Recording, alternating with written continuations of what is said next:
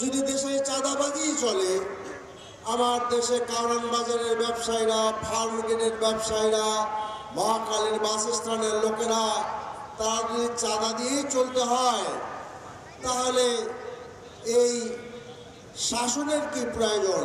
যারা শাসন করেন তারা দেশের জন্য কি করেন? মানুষের ভাগ্যের কোনো পরিবর্তন হয় না, কিন্তু আপনাদের ভাগ্যের পরিবর্তন হয়। আপনার ব্যাংক ব্যালেন্স আপনার বড় হয়, ব্যাংক ব্যালেন্স বৃদ্ধি পায়, আপনাদের ফ্ল্যাটের পর ফ্ল্যাট আপনারা কিনেন, গাড়ি কেনেন, বাড়ি কেনেন। এমনকি আপনাদের দলের, বিগত স্বৈরাচারের দলের সমাজ কল্যাণ মন্ত্রীর প্রায় ৩০০-র মতো বাড়ি আছে লন্ডনে।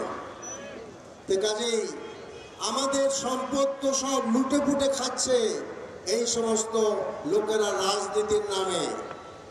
ওই গ্রামে একটা কথা আছে না, গ্রামের লোকেরা বলে যে বেড়ায় খাত খায়, বলে না? কৃষক যে বেড়া দিল ক্ষেতের ফসল আপনার রক্ষা করার জন্য, আর সেই বেড়াই যদি কৃষকের ফসল খেয়ে ফেলে, তাহলে আমরা যাব কোথায়?